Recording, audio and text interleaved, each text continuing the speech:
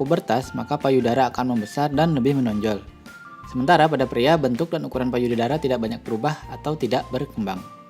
Fungsi payudara pada wanita yaitu untuk memproduksi ASI atau air susu ibu, dan fungsi lainnya adalah berperan dalam aktivitas seksual.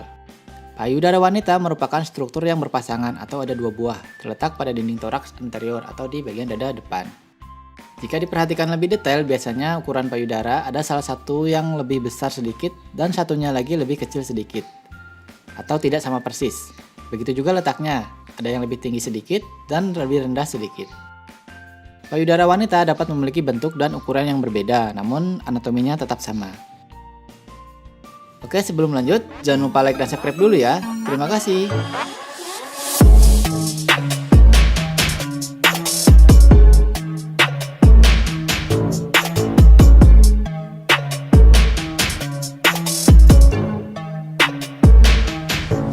Ini adalah anatomi bagian samping.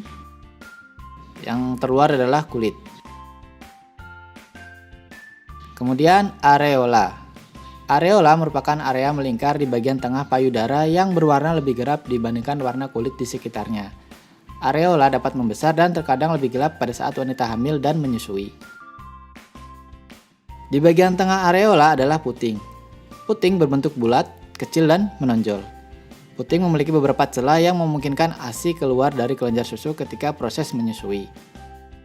Kelenjar Montgomery berupa benjolan kecil yang berada di sekitar puting dan areola, berfungsi untuk menghasilkan minyak kulit yang alami untuk melumasi dan melembabkan puting dan areola. Minyak yang dihasilkan juga berfungsi untuk melindungi kulit payudara dari kuman. Kemudian jaringan adiposa, disebut juga jaringan lemak, merupakan penyusun utama payudara. Jumlah lemak ini akan menentukan perbedaan ukuran pada payudara antara wanita yang satu dengan wanita yang lain. Jaringan adiposa memberikan struktur yang lembut pada payudara. Ada lobus. Pada umumnya payudara wanita memiliki 15-20 lobus. Pada setiap lobus terdapat struktur yang lebih kecil yang disebut lobulus. Lobulus disebut juga dengan kelenjar payudara, tempat ASI dihasilkan. Lobulus pada kelenjar payudara terhubung dengan ductus mammary atau saluran ASI yang bermuara di puting. Kemudian pada payudara, di bagian bawah jaringan adiposa terdapat otot-otot yang menyelubungi tulang rusuk. Otot ini berfungsi sebagai tempat melekat payudara yang terhubung melalui ligamen.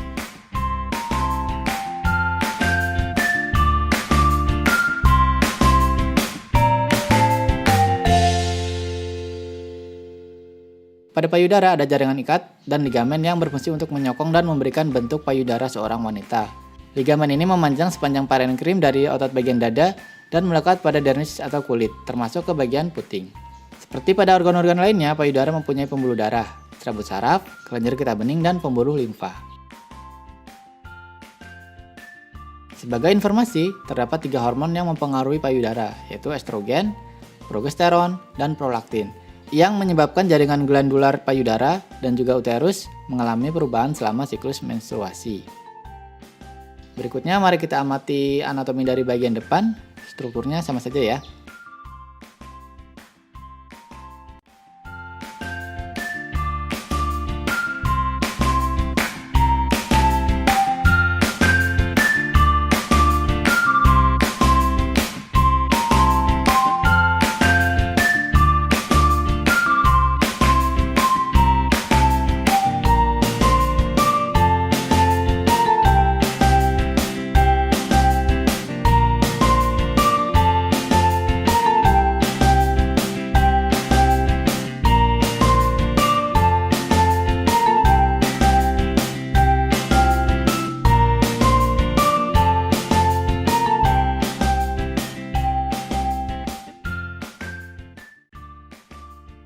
Sekian dari saya, semoga bermanfaat. Selamat datang di Universitas Pembangunan Indonesia Manado yang terletak dekat dengan kawasan bisnis Bahu Mall Manado. Tempatnya di Kelurahan Bahu, lingkungan 3 Manado, sangat strategis di pusat kota Manado.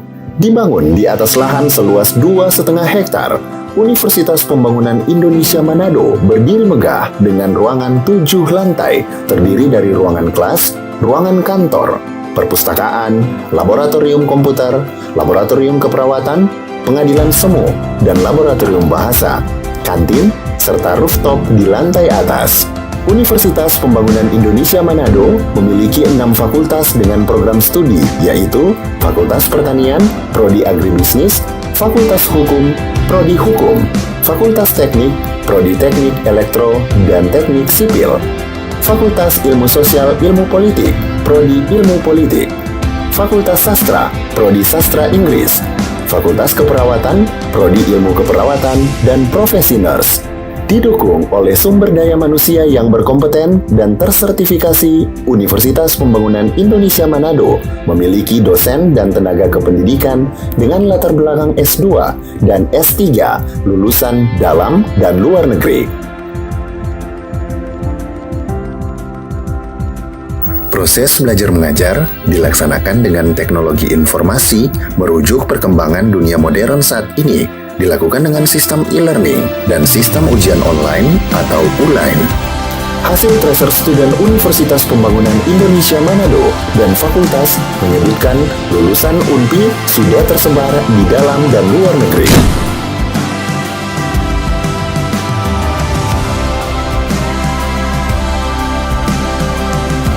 Selamat bergabung putra-putri terbaik bangsa. Kembangkan dirimu, raih cita-citamu setinggi bintang di langit. Kami siap menghasilkan generasi terbaik dan pemimpin di masa depan.